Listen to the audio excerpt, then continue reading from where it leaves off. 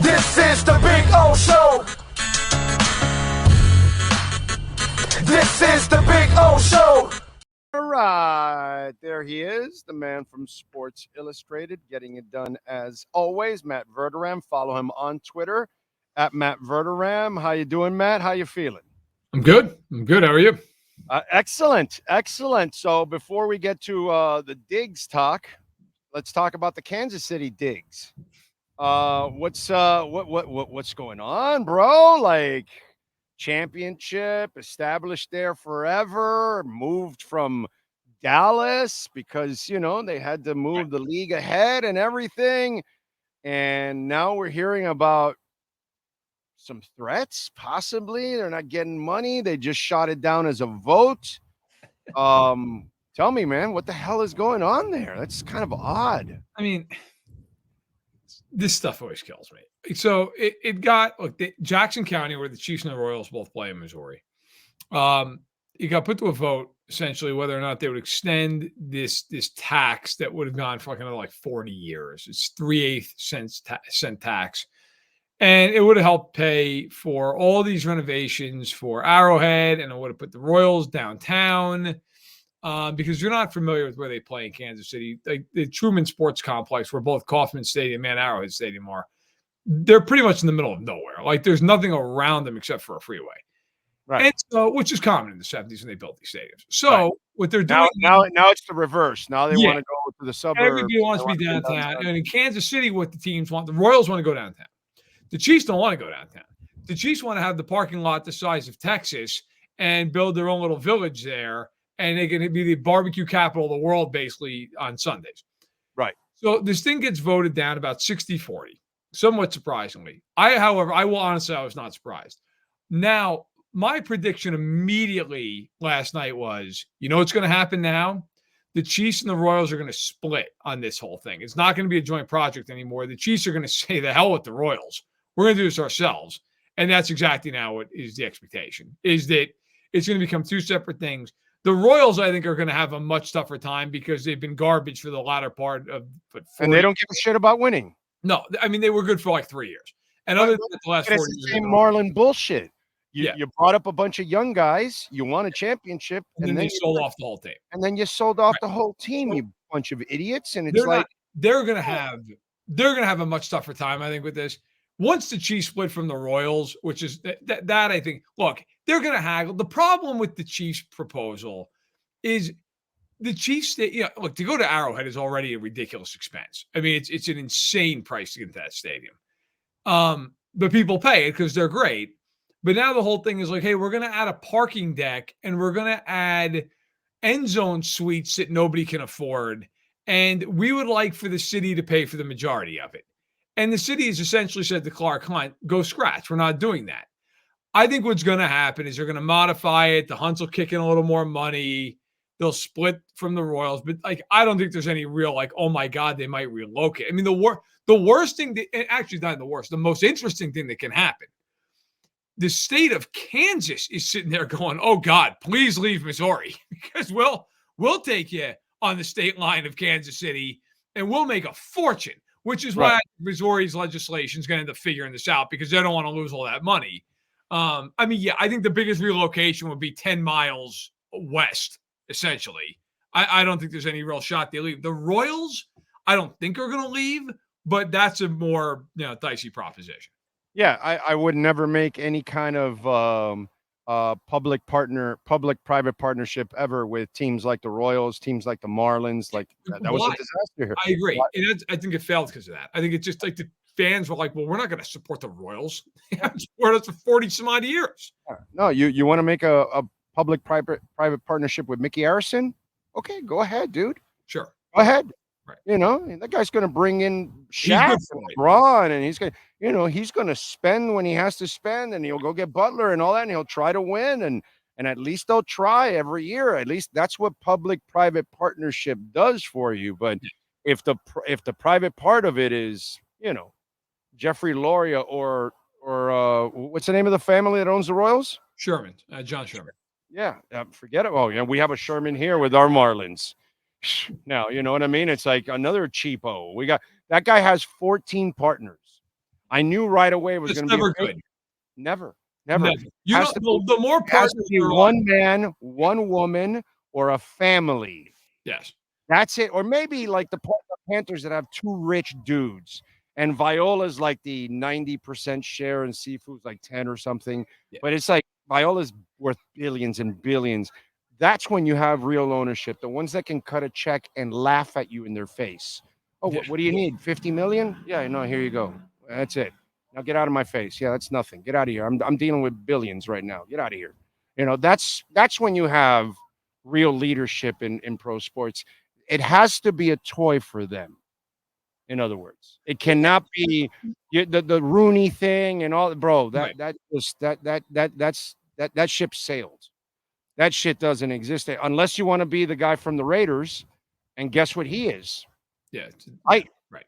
He's constantly tight. Why? Because he's really not a big ass. He doesn't have other shit going on. Well, that's the reality is, in pro sports, you don't want 18 guys having to try to cut a check. You want one guy with a checkbook. You want one guy making the call. Now, every once in a while you have somebody who's insane, who's the one guy making the call. Okay, David Tepper, that's not great. But that's better than, because you're right. That's better than when 9 guys are involved. I mean, look, everybody here knows. And there's a money call, and they're all like checking their pockets. Yeah, right. And bunnies are showing up. That's why, by the way, that's why Pat Riley's in Miami and not New York. Okay. Right. Because the Knicks in the 90s, when I was a kid, went through a million different iterations of, Cablevision getting involved and the Garden was involved. And Riley was just freaked out by it. It was he wanted control. I want to get the hell out of here unless you give me some control, and they wouldn't do it. And that led to the Knicks losing last night indirectly, I'm sure, some way, somehow. Rozier was sick last night, dude. He really could have used Anunoby last night. But he's had an elbow injury that apparently just won't go away forever. So it is what it is. Yeah. No, they just did it. They got to get and also you watch the game.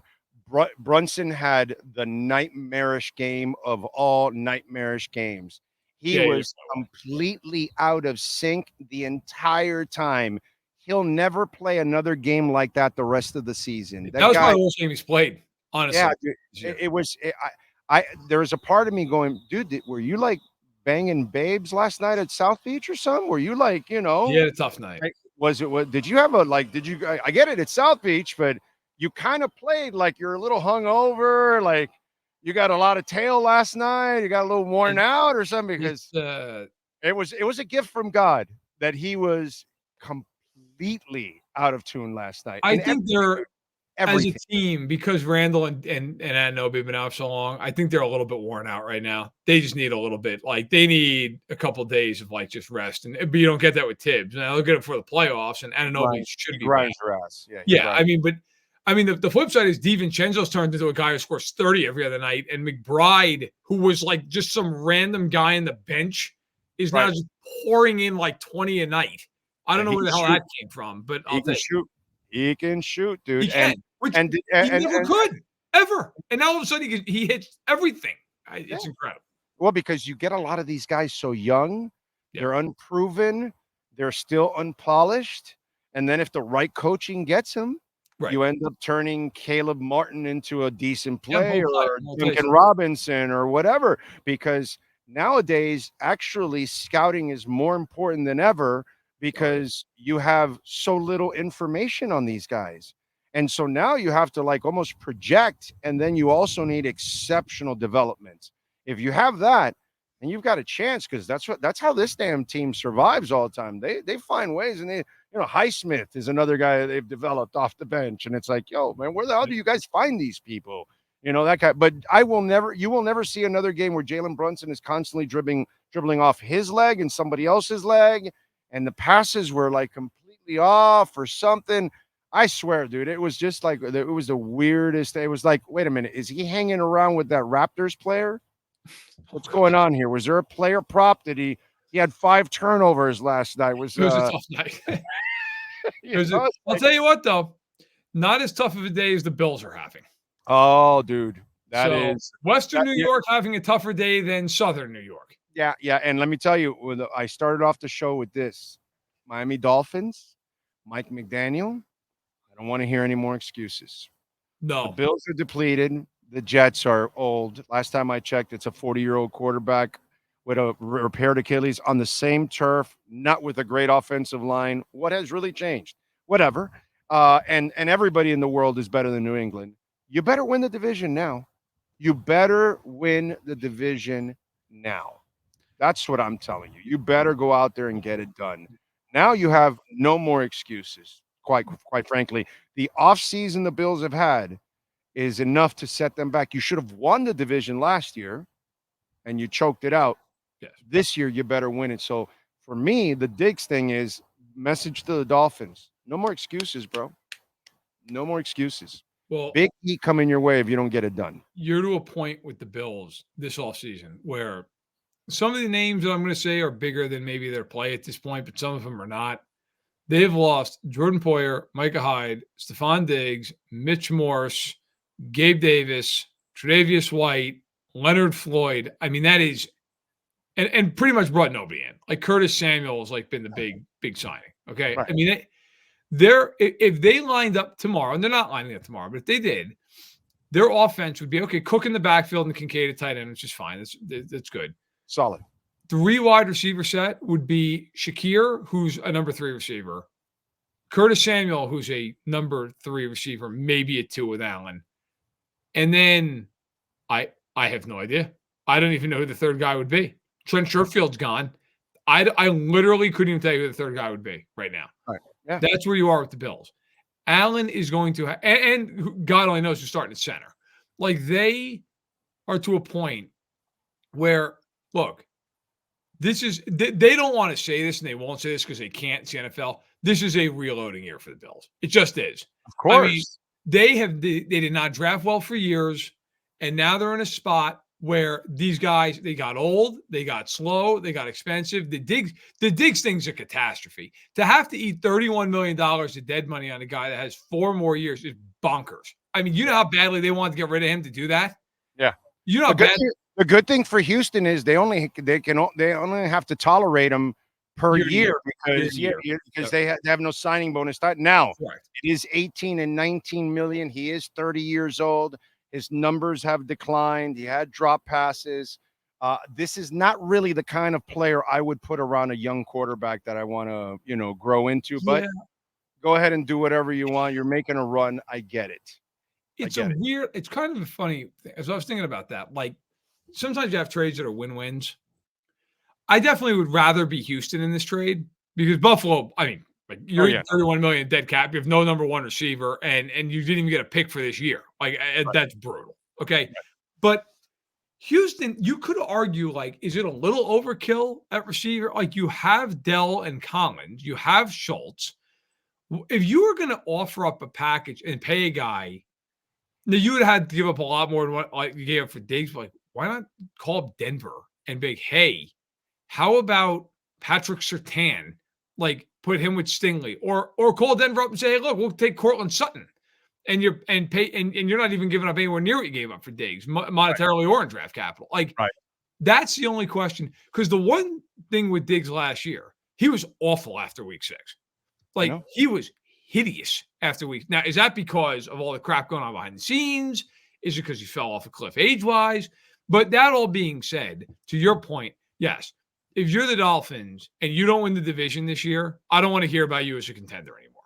Yeah, exactly. Yeah, you're done. Come on now. Like, Waddle and Hill are light years better than anybody catching the ball for Josh. Josh Allen at this point, he basically has a tight end and a guy he can hand the ball off to, and that is it. Yeah. And that defense isn't even that good. Like, their defense is okay. It's fun, but it's not great. Like, if the Dolphins can't overtake them this year, it's not good. Yeah, no, it's absolutely horrible look. Speaking of horrible looks, Rashee Rice, bro. Not good. Not what you're looking for. Wow. What the hell, bro? I mean, I get what he did because by walking away, you really can't prove whether he was driving. You can't find out how drunk he was, if he was drunk. So, I kind of understand the strategy behind what he did, even though charges will be, for leaving the scene of a crime and all that kind of stuff. That's going to, scene of a crash, that is. that's going to be a problem for him overall. But like, if you're Kansas City, how do you move forward with this guy? How can you rely on him, moving forward? And you kind of know what became a priority in the draft now for Kansas City. Yeah. Look, Holy I mean, shit. so this is one of these things where I look at the history of the team to try to see what I think is going to happen. Now, I will say this with this Rice thing. There's still a lot of really unclear. Oh, wait, so they're trading him to Miami. Yeah, right. Yeah, he'll be there tonight. There's a lot of parts of this that are really unclear. Like, the one thing I want to know, which I think everybody wants to know, is was he driving one of these cars? It's been established he wasn't driving the Corvette because he was in the Lamborghini, but was he driving the Lamborghini? And I've seen a lot of people say, well, he didn't get out of the driver's side door. And it's like, yeah, nobody did.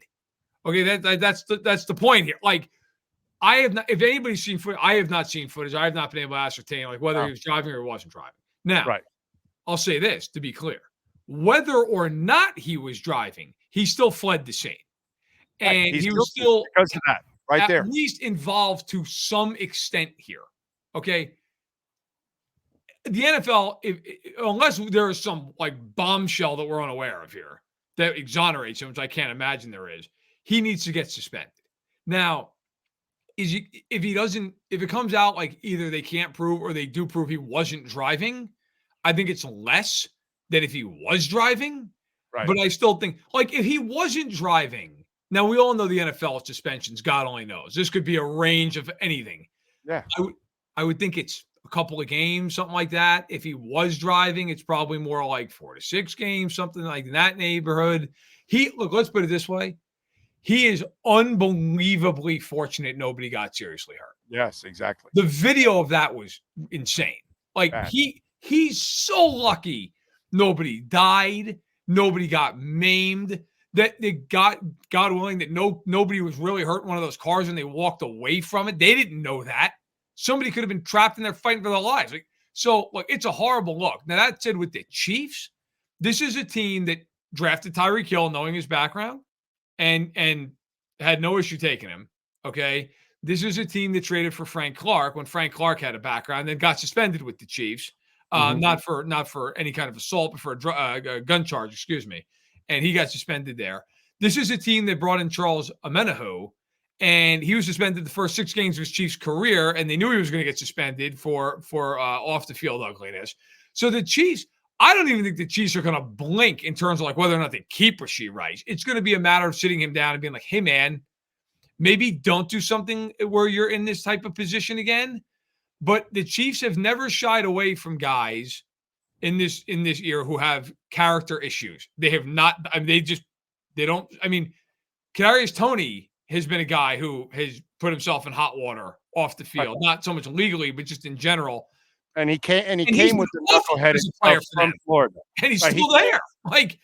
He came from Florida with that baggage, yeah. And yet, so I don't think Rashee Rice is going to be like off the team or anything. I think it's more likely than not he's suspended to some degree. And you hope for the kid, it is a learning, like, hey man, I've got to grow up. That would be you would hope, but time will tell. And let me tell you something. If you're not driving and you're responsible for 2 of the cars, right, you actually take over and say, hey, no, I got it, guys. Okay. Or, whatever, because you got your fall guy already. The fact that you ran away not good automatically says you were driving and now you're setting up your fall guy at this point. So one of his friends is going to have to take the fall for that.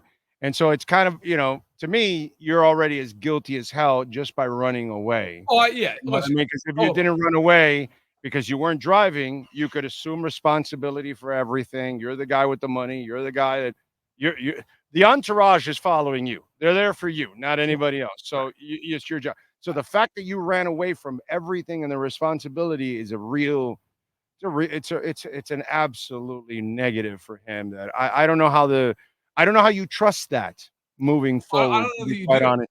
That's why I said that there'll be a package of what's it called? Rashee Rice getting sent because all your troubled receivers will be traded to Miami. And so we'll take them. I think, I see, Jermaine was saying in the chat that I'm looking at that he should be suspended for the year. I don't think he's getting suspended for a year. No shot. No, I mean, no way. No, I think the most he gets maybe if they get the video and there was injuries, like serious injuries, and they have him driving, then he's gone for the year because there'll be criminal charges. Right. That being said, this is all traffic charges. Look, if somebody had been seriously hurt, I know Jermaine else said someone had to go to the hospital, but to my understanding, all the report was that they were all minor injuries. Minor. Look, let's be clear about this. He's unbelievably lucky. Somebody could have gotten killed in this, and then we're having an entirely different conversation. Of course. But thank God nobody did. And so now it's going to be a lot of, is there a misdemeanor charge? And the other thing that, look, it just is what it is. It's reality. I don't know, and nobody knows yet what charges will be filed against him, if any, and can it be proven he was driving the car? That's the thing. Because if he's a passenger, yes, he left the scene, and that's awful. Nobody in their right mind would condone it. I just don't know, legally, I'm not a lawyer, but legally speaking, if he can't be proven he was behind the wheel, it becomes really hard from a legal perspective to nail him to the wall on something like this. Now, the league doesn't need to wait for legalities. The league can sit there and say, hey, look, put us in a bad light, all the, protect the shield, all that stuff. But if it can't be proven he's driving, I don't know that he gets more than a couple games, something like that. But you could look. The bottom line is you hope he learns from it, but he's really fortunate because being involved in any capacity in this is insanely dumb. Right. Yeah, no, I'm with you there. What do you got going on so folks can check you out, my friend? Yeah. Right now, everything at SI is transferring over to our new licensee holder, the Minute Media. So I am I think literally after this gets over, I'm going to sign my new contract and then go over there. So I think next week you'll probably start seeing my stuff again. It'll be all, look, I have, I'll put this out there. So every year everyone does a mock draft and they're terrible and they're boring. And I hate mock drafts with a passion. Okay. But people always in the comments, why do we write these? And I'm like, well, because you're in the comments. That's why. I've decided to, and be honest, it's because your bosses asked for it. So last year, my boss, who's awesome, I went to him. I'm like, look, man, can I just make fun of mock drafts and trade every single pick in the first round? And then every single pick has to be traded. Trade has to make sense, but every pick's got to be traded. And he thought it was funny and we did it and it actually performed well. So I'm doing it again. And all trades mock draft. Every single pick in the first round is being traded. It's chaos. And so you can keep an eye out for that. That's right. The Bears don't get Caleb Williams. They trade out of the pick. So we got that going on. We got, just some typical offseason stuff. I'll have some columns coming. My podcast on Patreon, which I know is Chiefs leaning, so that might not be the most thrilling thing for Dolphins fan. Although I did do a thing on Stefan Diggs today over on Patreon, the Matt Verderame Show. You can find me everywhere and also at Matt Verderame on Twitter. All right. And I threw out a scenario for the Dolphins. Okay. I threw out a scenario where the Niners at 15, they trade in with the Colts and they get Brandon Ayuk. Now, the Colts actually do need another receiver. They got Richardson, right? Right. So they get Ayuk. And then at 16, Miami sees that Brock Bowers is still there and trades up from 21 to 16 with the Seahawks to get Brock Bowers. What do you think about that? That would be impossible. Hard. I don't think he gets past the Jets, but if he got there, no, it's not impossible. If he got there, I think the Dolphins should run the card up as fast as humanly possible. I mean, Brock Bowers is ridiculous. Yeah, he would be awesome. Yeah, but I think he goes earlier than that when it's all said and done. But I was having some fun with Dolphin fans going, hey, they do need a receiver. San Fran can't re-sign everybody, so they're going to have to part ways with Brandon Ayuk. And so that gives Richardson a pair of nasty receivers to help a young quarterback. Right. They've got Flacco, so they can kind of bring everything along slowly. Right. And by the way, to quickly add to that little train of thought for you, maybe you included this. Colts and Niners with these two GMs have made a big trade before. Buckner going for the Niners to the Colts. That's right. They have a relationship. These guys have There a you relationship that's worked out for them in the past. There you go. There you go. So if it happens, you know where you heard it first. That we threw the craziness out there. So we'll see what you have in store for us at 21 in a trade. That's right. Okay. Follow him on Twitter at Matt Verderame. Matt, as always, you're a stud, my brother. Thank you as always. Hey, thanks a lot, Big O. Take care. You got it, baby. There you go. Matt Verderame, Sports Illustrated, or it's going to be called something else now. I don't know. Well, I think no, it'll be Sports Illustrated. I'm just joking. It'll just have a new company that'll own it. But it's